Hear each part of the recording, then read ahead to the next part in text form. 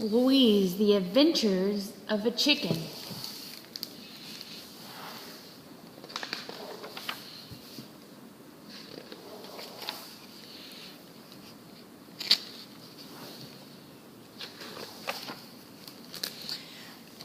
Chapter 1. Louise at Sea. Louise longed for an adventure.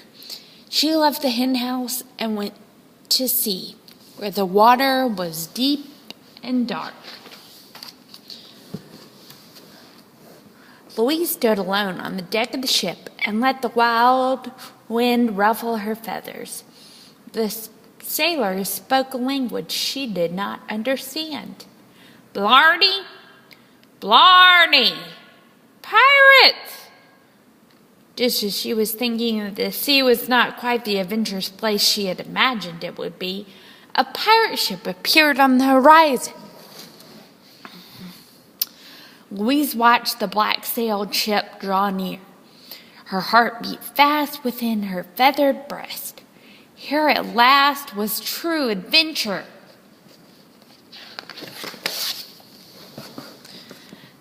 The pirates boarded the ship and helped themselves to everything that was not nailed down. This included Louise.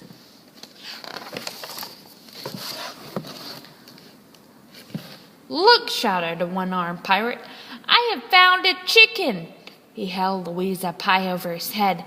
"Fricassee the chicken! Fricassee the chicken!" shouted a pirate with extremely dirty hair. "No, no, the chicken, she must be fried," said a gold-toothed pirate. The pirates argued heartily about how best to consume Louise.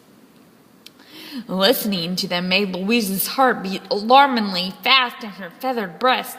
"Stewed!" shouted one pirate. "With dumplings!" said another. "Who cares?" shouted a third. "Let's just cook her!" The pirates were still arguing when a storm began to brew.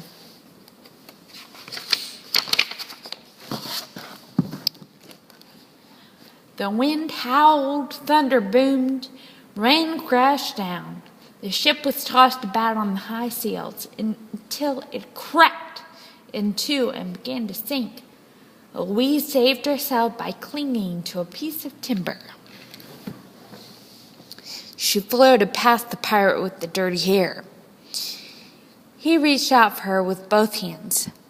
"Fricasseed," he said, and then he disappeared into the mysterious ocean depths.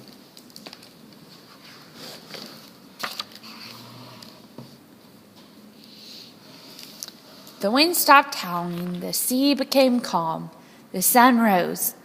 Louise used her wings to paddle. As she worked, she thought often and quite finally of the warm, dry hen house. On her 7th day alone at sea, Louise spied land. She guided her makeshift craft to shore and hopped all the way back to the farm. She arrived just in time for dinner. "Where have you been, Louise?" asked an old hen named Monique. "Oh, here and there." She hopped past Monique. She went into the hen house and settled down in the straw. She tucked her beneath her wing. She closed her eyes, and there, safe in the warm hen house, Louise slept the deep and dreamless sleep of the true adventurer.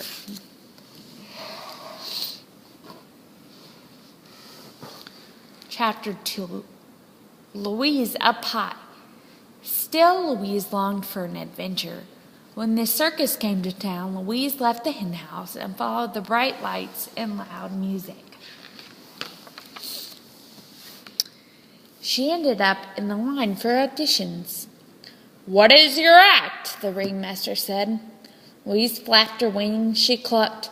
"No, no," said the ringmaster. "What is your act?" Louise strutted back and forth. "Now you see here," said the ringmaster, "if you want to join this circus, you must have an act." "But ma chérie," said Mitzi the aerialist, "look at her. See how she moves. She is meant, of course, to be on the high wire.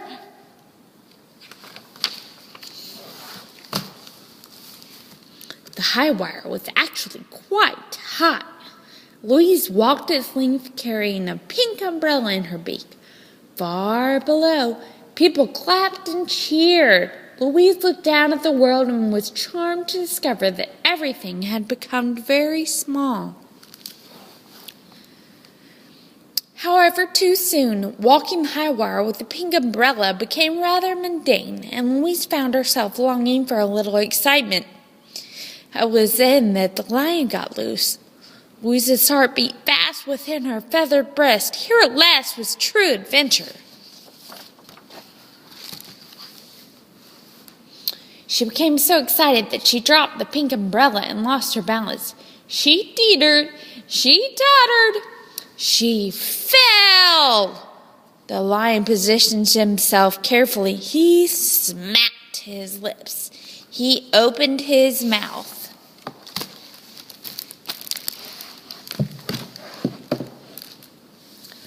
Louise flapped her wings, and at the last minute she managed to rise out of reach of the lion's jaws. The lion roared.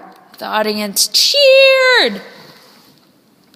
Louise, her heart beating much, much too fast in her feathered breast, lay on the ground and started to run. Ahead of her, she spied a clown. She leaped atop his head. The clown put her under his hat, covering Louise. Safe in the clown's wig, hidden beneath his hat, Louise thought of the hen house and what a quiet, spectacularly lion-free place it was. She decided it was time to head home. "Goodbye, my sweet coq devant," called Mitzi as Louise left the circus. "Goodbye, my darling, daring chicken." "But you can't leave," said the ringmaster. "We have just designed a most unique and death-defying act." Louise ignored him. She hopped down the road toward home. When she arrived back at the farm, Monique said, "What have you been doing, Louise?" "Oh, this and that," said Louise. She hopped past Monique and went into the hen house. She settled herself comfortably in the straw. She tucked her beak beneath her wing. She closed her eyes, and there, safe in the warm hen house, Louise slept the deep and peaceful sleep of the true adventurer.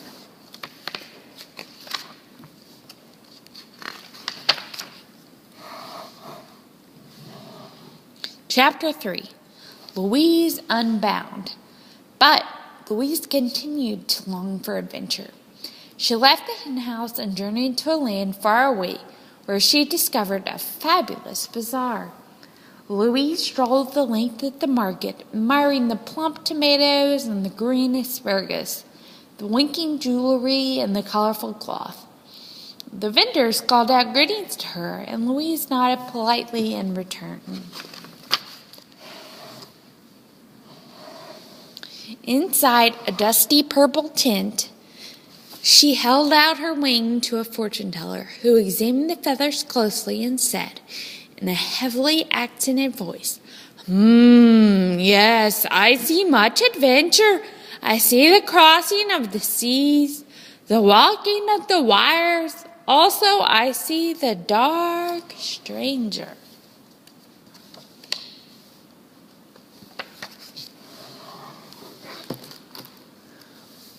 Louise didn't think much of this fortune, but she nodded her thanks and left the tent, where she immediately met a tall, dark stranger who swept her off her feet and shook her very hard. The man yelled at her. Louise couldn't understand what he was saying, but it was obvious that he was quite angry. Her heart began to beat as fast as her feathered breast. The man carried Louise away by her feet. Here at last was true adventure. He put her in a cage that was full of other chickens and locked the cage tight. Louise was being held against her will. She was a prisoner. The other chickens did not seem to be aware of the injustice. Louise tried to rally them. "Chickens do not belong in cages," she told them. They looked at her. "Chickens must roam free," she said. The other chickens turned away from her. Louise twisted her head out between the wires and examined the lock. And she set to work picking it. Above her, the sun burned high in the sky. As she worked, it slowly began to descend. Finally, at dusk, Louise's patient work paid off, and the lock fell open with a creaky sigh. "We are free," said Louise to the other chickens. The news appeared to stun them. "Free," said Louise again. She hopped to the ground and gestured to them to follow her. One by one, the other chickens left the cage. An old mud-colored hen pecked at the hard-packed earth and gave a tentative cluck of pleasure. Two gray hens gazed up at the twilight sky in wonder. Looking at them, Louise felt a wave of longing. She missed, suddenly, her sister hens. She missed the hen house. She wanted to go home.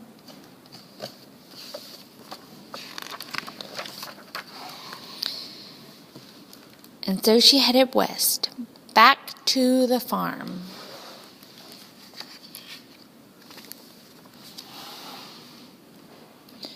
At the end of her long journey, Monique was there waiting for her. She said, "Oh, Louise, where have you been?"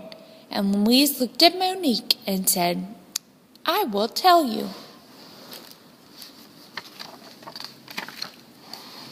Chapter 4. And she did. The hens gathered round. They trembled as Louise told them of her adventure on the high seas. They murmured in alarm as she described the lion. They clucked in disapproval when they heard of the imprisoned chickens. As they listened, their hearts beat fast, fast within their feathered breasts. They said, "Oh, heavens, Louise," they said. "My goodness, Louise." They said, "What true adventures you have had, Louise." "Yes," said Louise, "I have." And when she was done with the telling, she settled down her nest and tucked her beak beneath her wing. Her sister hens did the same. Outside the hen house, it began to rain, and inside the hen house, safe and warm, all the chickens slept the deep and dreamless and peaceful sleep of true adventurers. The end.